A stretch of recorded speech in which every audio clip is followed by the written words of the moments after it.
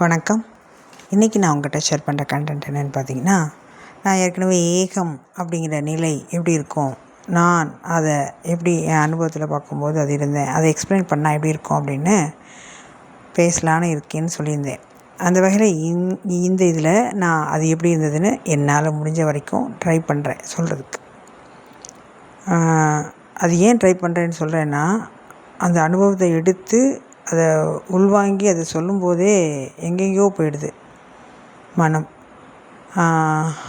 அந்த மனத்தை பிடிச்சி ஒரு பிக்சர் மாதிரி ஒரு படம் பிடிச்சு அதை ஒரு தீசிஸ் மாதிரி எழுதி அதை திரும்ப உங்கள்கிட்ட திரும்ப அதை பேசுகிறது எவ்வளோ சாத்தியம்னு தெரியல. ஆனால் பேசணும் அப்படிங்கிறதுல நான் அதை பேசுகிறேன். இதை நான் எந்த முன்னாடி என்ன நடந்ததுங்க இல்லாமல் இந்த டாபிக் எடுத்து டக்குன்னு டைரெக்டாக பேசுகிறேன். இதை எப்படி சொல்கிறதுனா லைவாக. அப்போது இதை எந்த அளவுக்கு நான் இதை ப்ரெசென்ட் பண்ணுவேன்னு தெரியலங்கிறத முதலே சொல்லணும் இல்லையா, அது வரைக்கும். ஆனால் இதை நான் முயற்சி பண்ணுறேன் அப்படின்னு உங்கள்கிட்ட சொல்கிறேன். அப்போ நீங்கள் முயற்சி பண்ணுறதை நாங்கள் கேட்கணுமா அப்படின்னு அந்த அர்த்தத்தில் சொல்ல வரல. கேளுங்க. கொஞ்சம் புரிகிற மாதிரி இல்லைனாலும் திரும்ப கேளுங்க. அப்புறம் இதை 1.5 வச்சு கூட கேட்டுக்கோங்க. கொஞ்சம் நீங்கள் ஸ்பீடை வச்சு கேட்கும்போது இது கொஞ்சம் ஃபாஸ்ட்டாக கேட்டுக்கலாம். ரைட். இப்போது என்னென்னு கேட்டிங்கன்னா, அந்த ஏகம் அப்படிங்கிற தன்மையை என்னென்னா, எதுக்கான ஏகம் அப்படிங்கிறத நம்ம தெரிஞ்சிருக்கோம் அப்படின்னு சொன்னால், நான் யார் உணரும் போதோ அவைக்கன் ஆன்மீகத்தில் ஒரு உச்ச நிலை, ஒரு சமாதி நிலையில் நீங்கள் யாருங்கிறது அந்த பரம்பொருள் உங்கள்கிட்ட பேசுகிறத கனெக்ட் ஆகிறத நீங்கள் உணர்ந்திருந்தீங்கன்னா ஏகம்ங்கிறத ஈஸியாக இதுதான் ஏகம் அப்படிங்கிறத தெரிஞ்சிருக்க முடியும். நான் ஒன்று அப்படின்னு. இது இன்னும் கொஞ்சம் ஆழமாக சொல்லணுன்னா, இப்போ நம்ம கண் மூடி பார்க்கும்போது இங்கே பொருளெல்லாம் அதுவாக இருக்குது அப்படின்னா, இப்போது நீங்கள் பேசிகிட்ருக்கீங்க, நான் பேசிகிட்ருக்கேன், நீங்கள் கேட்டுட்ருக்கீங்கன்னா உங்கள் எதிரில் பாருங்கள். அப்படியே உங்கள் வீட்டுக்குள்ளே இருந்தீங்கன்னா டோர் இருக்கும், அப்புறம் உங்கள் பிக்சர்ஸ் இருக்கும், அங்கே ஃபேன் இருக்கும், லைட் இருக்கும், உங்களோட ஹோம் அப்ளையன்சஸ்லாம் இருக்கும். நீங்கள் பெட்ரூமில் இருந்தீங்கன்னா கட்டில், கிச்சனில் இருந்தீங்கன்னா அந்த கேஸ் ஸ்டவ், இந்த மாதிரி வெசல்ஸ் இந்த மாதிரிலாம் இருக்கும் இல்லையா. அப்போ அந்த பொருட்கள்லாம் நானா அப்படின்னு ஒரு சனம் யோசித்து பார்த்தீங்கன்னா, நீங்கள் அதோட ஃப்ரீக்குவன்சிலையும் அதோட அந்த அணுத்தன்மையில் போய் நீங்கள் பார்க்கும்போது அது உங்களோட கம்யூனிகேட் பண்ணும் கான்சியஸாக. அதனால தான் மலை பேச முடியுது, மண் பேச முடியுது, பஞ்சபூதங்கள் நம்ம கூட கனெக்ட் ஆக முடியுது, பஞ்சபூதங்கள் நம்ம கூட அணுக்கமாக இருக்க முடிகிறத உணர முடியுது. அப்போது இந்த ஐம்புலன்களால் பார்க்க வேண்டியதை தாண்டி காது, இந்த கண், இந்த மூக்கு நுகர்றது இதெல்லாம் தாண்டி வேற ஒரு சென்ஸ் நம்மக்கிட்ட பொறுத்துனா மட்டும்தான் இது உணர முடியும் இல்லையா. அப்போ இப்போ எப்படி நான் மாறியிருக்கேன் அப்படின்னா, எனக்குள்ளே உள்ள மாற்றங்கள் உள்ளுக்குள்ளே எல்லாமே மாறி அது அலைன் பண்ணிடுது எல்லாத்தையும். அதை பார்க்கக்கூடிய சக்தியில் எல்லாத்தையும் மாற்றிடுது. இதை இன்னும் ஆழமாக உங்களுக்கு இன்னும் கொஞ்சம் எக்ஸ்பிளைன் பண்ணோன்னா, இதை ஃபஸ்ட்டு முதல்ல சொல்லுங்கள், அதுக்கப்புறம் இந்த கதையெல்லாம் எங்களுக்கு விளக்குங்க அப்படின்னு சொன்னால், ஏன் இதை நான் கதைன்னு சொல்கிறேன் அப்படின்னா, நீங்கள் கதை மாதிரி எடுத்துட்டால் மட்டும்தான் இதை நீங்கள் உள்ளே ஃபஸ்ட்டு வாங்குவீங்க.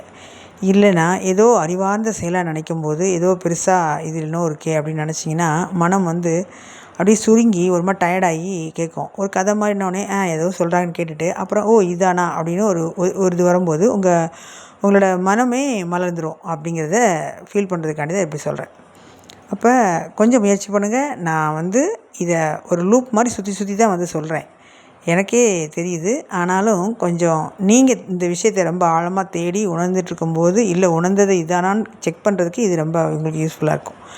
அப்போது நம்ம தூங்குகிறோம் இல்லையா, நம்ம தூங்கிடுறோம். நம்ம அந்த ஏகம் எப்படி இருந்துச்சு அப்படிங்கிறத திரும்ப நான் மைண்டில் கொண்டு திரும்ப பேசும்போது, அப்போது ஏகம் எப்படி இருந்தது அப்படின்னு சொல்லும்போது, இப்போ நம்ம தூங்கும்போது நம்ம காணாமல் போயிடுறோம் இல்லையா. நீங்கள் ஒரு 11:30க்கு தூங்குறீங்கன்னு வச்சுக்கோங்களேன். 11:30, 45, 11:30, 35, 40க்கெலாம் அப்படி ஒரு தூக்கம். அப்படி கொஞ்சம் நீங்கள் அசைஞ்சது, நீங்கள் பெட்ஷீட் எடுத்து போத்துனது, அந்த ஏசியோட சில்னஸ், தென் ஒரு வெளியில் படுத்துருந்தீங்கன்னா அதோட தென்றல் காற்றோடது. அதுக்கப்புறம் யாராவது பேசி தண்ணி குடிக்கிறியா, சாப்பிட்டியா, இல்லை பால் எது வேணுமா, இந்த சம்திங் எதாவது கேட்குறாங்க, கான்வர்சேஷன், இல்லை பக்கத்தில் பேசுறது கேட்குது. அப்படி நீங்கள் அப்படியே ஆழ்ந்த தூக்கத்துக்குள்ளே போயிடுறீங்க. ரைட் நவ் நீங்கள் காணாமல் போயிட்டீங்க. அப்போ வந்து ஒரு ஆழ்ந்த தூக்கத்துக்கு போயிட்டீங்க, இல்லை கனவுல போயிட்டீங்க, இல்லை மனத்தோட கான்வர்சேஷன் இருக்கீங்க, இல்லை உள்ளே என்னக்குள்ளே அந்த உள்ளுக்குள்ளே போன நீங்கள் எங்கே போனீங்க அப்படின்னு நீங்கள் அதோட பின்னாடியே போய் அந்த கான்சியஸாக போய் நீங்கள் பார்க்குறது தான் என்னது கேட்டிங்கன்னா, இதை வந்து நம்ம வந்து சமாதின்னு சொல்லிக்கலாம், விழிப்பு நிலைன்னு சொல்லிக்கலாம். அதுக்கப்புறம் வந்து என்னென்னா, என்ன சொல்கிறது, நம்ம உடல் தாண்டி போயிட்டோம் அப்படின்னு வச்சுக்கலாம். ஆஸ்ட்ரல் ட்ராவல் மாதிரி வச்சுக்கலாம். இந்த மாதிரி ஒரு விதமாக அதை நீங்கள் புரிஞ்சுக்கலாம். அந்த வகையில் இப்போ என்னாகும் அப்படின்னா, இப்போ தூங்கிட்டோமா, தூங்கி அந்த ஆழ்ந்த தூக்கத்தில் போயிட்டோம். இப்போது அந்த நான்கிற தன்மை உங்களுக்கு மறைஞ்சு போச்சு, அப்படி தானே? நீங்கள் பெட்டு மறைஞ்சு போச்சு, நீங்கள் உங்கள் உடல் மறைஞ்சு போச்சு, நீங்கள் மறைஞ்சு போயிட்டீங்க. ஆனால் காலையில் எழும்பும்போது நீங்கள் எந்திரிக்கிறீங்கல்ல, காலையில் எந்திரிக்கும் போது நீங்கள் அதே கண்ணை முழிக்கும் போது அந்த உள்ளே வந்துட்டீங்க. அப்போ அந்த கண் முழிக்கிறதுக்கும் அந்த கண் முழிச்சு ஆழ்ந்த தூக்கத்துக்குள்ளே போகிறதுக்கும் இடையில ஒரு இடத்துல இருந்தீங்க பார்த்தீங்களா? இதுதான் நான் உங்களுக்கு என்ன சொல்லேன்னா, அந்த டைமில் நீங்கள் ஏகமாக தான் இருந்திருப்பீங்க. ஆனால் விழிப்புணர்வு இல்லாதனாலையும் அதுக்குள்ளே பார்க்கக்கூடிய அந்த சக்தி நிலை இப்போ வந்து நம்ம எப்படி ஒரு அணு நிலை உலைக்குள்ளே போகும்போது அங்கோட எக்யூப்மெண்ட்லாம் போட்டு தானே உள்ளே போகிறாங்க. எப்படி இந்த விண்வெளியில் போகணுன்னா அதோட ட்ரெஸ் எல்லாம் போட்டு தானே போகிறாங்க. அது இல்லாமல் நீங்கள் நார்மல் போட்டு போக முடியாதுல்ல. அதே மாதிரி அந்த ஃப்ரீக்வன்சி, அந்த அலைவரிசை, அந்த எனர்ஜி, அதுக்குள்ளே நீங்கள் மாறும்போது உங்களோட உடல் அதை தாங்கக்கூடிய கெப்பாசிட்டி அதுக்குள்ளே எல்லாம் ஆகும்போது நீங்கள் அதுக்குள்ளே குதிச்சிடுறீங்க. குதிக்கும்போது என்னன்னு கேட்டிங்கன்னா, நீங்கள் ஆழ்ந்த தூக்கத்தில் இருக்கும்போது தெரியல இல்லையா? ஆனால் விழிப்புணர்வு இருக்கும்போது நீங்கள் வந்து தூக்கத்துக்குள்ளே போயிட்டீங்கங்கிறது தெரியும். தூக்கத்தில் போயிட்டு என்ன ஆகுது அப்படின்னு சொன்னால், அந்த ஏகம் அப்படிங்கிறத நீங்கள் எப்படி உணர்றீங்க அப்படின்னா, யார் சொல்லி கொடுக்குறா அப்படின்னா, நீங்கள் தூக்கத்தில் இருந்தீங்கல்ல, உங்கள்கிட்ட ஒரு அறிவு இருக்குல்ல, அந்த அறிவு தூங்குது, நீங்களும் தூங்குறீங்க, எல்லாமே மனம் தூங்குது, எல்லாமே அப்படியே ஒரு நிசப்தமாக இருக்குது. ஆனால் இது அந்த நான் அப்படிங்கிற தன்மையை நம்ம உணர்ந்துட்டோம்ல, அந்த பட்சத்தில் அந்த பரம்பொருளையும் நீங்கள் உணர்ந்துருப்பீங்கள்ல, அந்த பரம்பொருளோட இணைஞ்சிருப்பீங்கள்ல, அந்த இணைஞ்ச டைமில் என்ன ஆகுது அப்படின்னா, ஒரு கட்டத்தில் அப்படி திரும்பி பார்க்கும்போது அந்த பரம்பொருள் தான் நான் தான் பரம்பொருளா அப்படின்னு நீங்கள் எப்படி கண்ணை விரித்து அப்படி பார்க்கும்போது என்னாகும் அப்படின்னா, அப்போது இதவா நான் தேடினேன், இதுக்காக நான் இந்த பிரார்த்தியப்பட்டேன், இவ்வளோ இதுக்கு போயா அப்படின்னு ஒரு அந்த நிலை வரும்போது ஆச்சரியமாகவும், என்னது இதானா அப்படிங்கும்போது ஒரு என்னாகும் அப்படின்னா, ஏன்னா நம்ம தேடி தேடி கடைசியில் வந்து இந்த பொருள் தான் பார்த்தோன்னே, இதுதானா நிஜமாக தானா அப்படின்னு ஒரு ஆச்சரியத்துக்கும் ஒரு உச்சக்கட்ட இதுக்கும் போயிருப்போம். ஏன்னா அந்த பரம்பொருளே நம்ம தான் அந்த பரம்பொருள் அப்படிங்கும்போது அது ஒன்றுமே சொல்ல முடியாது. ஏன்னா நீங்கள் பரம்பொருளே ஆகிட்டிங்கன்னா, அந்த எப்படி நான் ஒரு செம்பு தண்ணி, அந்த தண்ணி நான் இருக்கேன், நான் தான் தண்ணின்னு வச்சுக்கோங்களேன், இது செம்பில் உள்ள தண்ணி, அந்த தண்ணியை கடலில் ஊற்றிட்டோன்னு வச்சுக்கோங்களேன். இப்போ செம்பு தண்ணியும் அந்த கடலில் ஒரு தண்ணியும் ஏதாவது தனியாக பிரிக்க முடியுமா? எங்கே அந்த செம்பு தண்ணி திரும்ப கோரிட முடியுமா? இல்லை கடலுக்குள்ளே நான் அங்கே இருக்கிறது தனியாக அங்கே ஏதாவது ஒரு வேரோட அடர்த்தியில் வித்தியாசத்தில் நான் வந்து மிதந்துட்டுருப்பேனா? இல்லை கலந்துருவேன்ல தண்ணிக்குள்ளே. அதே மாதிரி இன்னும் சொல்லப்போனால் கடலில் கலர் தண்ணியே ஊற்றினா கூட ஒன்றும் பண்ண முடியாது. ஏன்னா அவ்வளோ பெரிய பிரம்மாண்டத்தில். அதே மாதிரி அந்த பரம்பொருளை கலக்கும்போது ஆனால் அந்த கான்சியஸ் என்னாகும் அப்படின்னு சொன்னால், நான் உள்ளே கலந்துட்டேன், இப்போ சேர்ந்துருக்கேன். அப்போ வந்து அந்த உணர்ந்து பிரித்தறிய முடிகிறதுக்குரிய பக்குவத்தில் இருக்கிறனால தான் மனித உடல் எடுத்திருக்கோம். நான் சொல்கிறது எனக்கு புரியுதா? நம்ம பிரியவே இல்லை, உள்ளவே கலந்துட்டோம் அப்படின்னா நம்ம உடல் எடுத்து இந்த அனுபவத்தை பார்க்க அவசியமே இல்லை. அந்த அனுபவத்தை அனுபவிக்கணுங்கிறதுக்காண்டி தான் இப்போ பல்வேறுபட்ட பொருட்களாக, பல்வேறுபட்ட பௌதிக பொருட்களாக, நம்மளா நீங்களா எல்லா பொருட்களாகவும் அது மாற்றிக்கிச்சு. புரியுதா? அதுதான் எல்லாமா மாற்றி அதை அனுபவிக்குது, அது அழுகுது, அது சிரிக்குது, அது கோவப்படுது, அது வந்து காமம் பண்ணுது, அது வந்து விரோதம் பண்ணுது, அது வந்து துரோகம் பண்ணுது, அது வந்து எல்லா தவறும் பண்ணுது, எல்லா சரியும் பண்ணுது. அப்போது இது வந்து இந்த தன்மைக்குள்ளே இருந்து ஒரு அனுபவத்தை வருது பார்த்தீங்களா? அந்த அனுபவத்தை அது அனுபவிக்குதுன்னு சொல்கிறேன். அது எது? அந்த பரம்பொருள். அந்த பரம்பொருள் அனுபவிக்கிறதுக்காண்டி இவ்வளோ பிரித்து வச்சுருக்கோம். உங்களுக்கு நீங்கள் ஒரு அம்மாவாக இருந்தால் உங்களுக்கு குழந்த, உங்கள் ஹஸ்பண்டு, உங்கள் அப்பா அம்மா, உங்கள் தாத்தா பாட்டி, சித்தி சித்தப்பா இப்படின்னு இருக்குல்ல, அதே மாதிரி அந்த பரம்பொருளுக்கு நான், நீங்கள், இந்த ஃபோனு, இந்த உங்கள் வீடு, உங்கள் ஹோம் அப்ளையன்ஸு, அந்த மரம், இந்த மாதிரி எல்லாம் ஒரு உறவு. அவ்வளோதான். புரியுதா உங்களுக்கு? அப்போ அதோட கனெக்ஷன் இருக்குன்னு தானே. நீங்கள் உங்களோட உங்களோட உறவுல நீங்கள் கனெக்ஷன் இருக்க மாதிரி தனித்தனியாக இப்போ இருக்கீங்க. உங்கள் சித்தப்பா உங்கள் ஊரில் இருப்பார், உங்கள் மாமா உங்கள் ஊரில் இருப்பார். ஆனால் ஏதோ ஃபங்க்ஷனில் ஏதோ சேரும்போது உங்கள் மாமா, அவங்க சித்தப்பா அப்படின்னு ஒரு அவங்க பிம்பம் சொன்னோன்னே உங்கள் கனெக்ஷனில் வரீங்கல்ல, அவங்க பேசுகிற பதில் அதே மாதிரி தான் அந்த பரம்பரை நம்ம கூட கனெக்ஷனில் இருக்கும், கனெக்ஷனில் இருக்குது. எல்லாத்தோடையும் ஒரு பிணைப்பு, ஒரு பாண்டு இருக்குது. புரியுதா? எப்போ இப்போ உங்கள் சித்தப்பா மாமா எல்லாம் தனித்தனியாக இருக்காங்களா, ஒரு ஃபங்க்ஷனோடனே ஒன்றாந்துடுறாங்களா, அதே மாதிரி அந்த கான்சியஸாக நம்ம உள்ளாகும்போது நம்ம பரம்பொருளோட சேர்றோம். கான்சியஸாக இல்லாத போது நம்ம பரம்பொருளோட சேரல. புரியுதா? இவ்வளோ தான். இதில் வந்து நீங்கள் வந்து ரொம்ப பெருசாக சிக்கல்னு பார்த்தா சிக்கல். விளையாட்டாக பார்த்தா இது விளையாட்டு. நீங்கள் எந்த கண்ணோட்டத்தில், எந்த மனநிலையில் பார்க்குறீங்க, இதை பொறுத்து தான் இருக்குது. அதுக்கு நீங்கள் என்ன பண்ணுன்னா, இதுக்கு பியூர் சரண்டராக போயிடலாம். எனக்கு ஒன்றுமே தெரியாதுப்பா, இது எதுக்கு வம்பு, நீங்கள் சொல்கிறத நான் கேட்டுக்கிறேன்னு சொன்னால் பிரச்சனையே இல்லை. உங்கள் அறிவெடுத்து, உங்கள் அறிவை வந்து நீங்கள் ஆஃப் பண்ணி, உங்கள் அறிவை வந்து பேன் வச்சுட்டு ஓப்பன் பண்ணி அந்த காலி பாத்திரத்தை ஆக்கி வச்சாங்களே, அது உள்ளே கொட்டிக்கிறோம். நீங்கள் அறிவெடுத்து நான் கண்டுபிடிச்சிட்றேன், நான் பார்த்துறேன், நான் அப்படிங்கும்போது இந்த நானை உடச்சி உள்ளே போகும்போது அந்த பெரிய நான் உள்ளுக்குள்ளே வந்துடும். அந்த பெரிய நான் உள்ளுக்குள்ளே இருக்கும்போது நீங்கள் என்ன பண்ணுவீங்க அப்படின்னா,